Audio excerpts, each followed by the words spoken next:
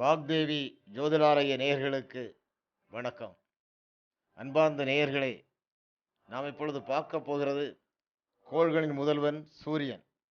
அவரால் ஏற்படும் நன்மைகளை பற்றி நாம் பார்க்க போகிறோம். முதலில் சூரியனுடைய தன்மைகளை நான் சொல்லப் போகிறேன். அன்பார்ந்த நேயர்களே, சூரியன் ஒளிக்கு அதிபதி. ஒளி இல்லையே உலகம் இல்லை என்பது அனைவருக்கும் தெரியும். ஒளி இல்லையே சிருஷ்டி இல்லை, உயிரில்லை. ஒளி என்று வரும்போது உஷ்ணத்திற்கு அதிபதி என்றாகிவிடுகிறது. உஷ்ணமில்லையே உயிர் தத்துவமே இல்லை. சூரியன் பரமாத்மாவின் ஒரு அம்சம். சூரியன் பிராணனே கொடுக்கக்கூடியவர். இதனால்தான் சூரியனை ஆத்மகாரகன் என்று கூறுகிறோம். 9 கோள்களில் முதன்மையானவர் சூரியன். அனைத்து கோள்களும் சூரியனிடந்தே ஒளியை பெற்று பிரகாசிக்கின்றன. சூரியன் ஆத்மகாரகனாகவும் ஆண்கோளாகவும் நெருப்புக்கோளாகவும் தன்னம்பிக்கை, புகழ், கௌரவத்திற்கு காரகனாக. சூரியன் மேசராசியில் 10வது பாகையில் உச்சமும், சிம்ம ராசியில் 20வது பாகை வரை மூலத்திரிகோண பலமும், துலாராசியில் 10வது பாகையில் பரமநீசம் அடைகிறார். வேதகாலம் முதலே சூரியனை கடவுளாக வணங்கும் வழக்கம் இருந்துள்ளது. ரிக்வேதத்தில் 7 குதிரைகள் பூட்டிய தேரில் சூரியன் பயணம் செய்கிறார்.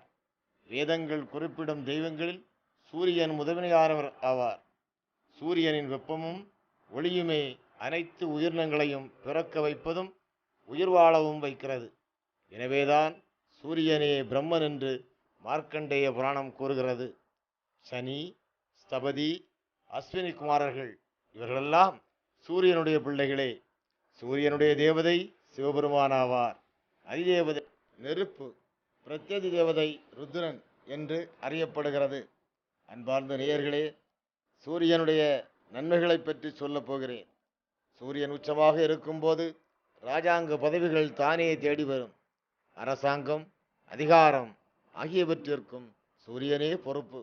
உடலை பொறுத்தவரையில் இருதயம், இரத்த ஓட்டம், நாளங்கள், முதுகெலும்பில் ஊடுருவிச் செல்லும் நரம்புகள், ஜீவசக்தி, கண்கள், கண்களிலும் குறிப்பாக வலது கண், பல் இவற்றிற்கு சூரியனே காரகனாகிறார். அன்பார்ந்த நேயர்களே, மனதை பொறுத்தவரையில் பெருந்தன்மை, ஆத்மசக்தி, அதிகாரம், ஆர்வம், ஜீவ விசாரணை, கர்வம், ஆடம்பரம், தைரியம், பிரதாபம், வீரம் இவைகளுக்கும் சூரியனே காரகராகிறார். சூரியனால் ஏற்படும் தீமைகளும் இருக்கத்தான் செய்கிறது. சூரியனுடைய தன்மை கிரகத்தின் அமைப்பில் மாறும்போது சிரசுரோகம், தந்தரோகம், வலது கண்ணில் நோய், பித்த சரீரம், சித்த சுவாதீனம் இல்லாத பெண்போகம் ஆகியவை ஏற்பட வாய்ப்பு இருக்கிறது. 2ஆம் இடத்தில் சூரியன் இருக்க ஜாதகருக்கு நேத்திர ரோகம் உண்டாக வாய்ப்பு இருக்கிறது. கன்றுகாலி நஷ்டங்கள் ஏற்படும், முகரோகம் ஏற்படும். இப்படிப்பட்ட கெடுபலன்களும் இருக்கிறது. சூரியன் 4ஆம் பாவத்தில் இருக்கும்போது புத்திமந்தம், ஜனவிரோதம், பந்துக்களை பகுத்து வாழும் சூழ்நிலை ஏற்பட வாய்ப்புகள் இருக்கிறது. சூரியன் 5ஆம் இடத்தில் நிற்க அதிக கோபம், தூலதேகம், ராஜாங்க பகை, பிதுர் நஷ்டம், புத்திரதோஷம் ஏற்பட வாய்ப்புகள் இருக்கிறது. சூரியன் 6இல் நிற்க கடன்காரனாகவும் ஜனவிரோதியாகவும் மாற வாய்ப்பு இருக்கிறது.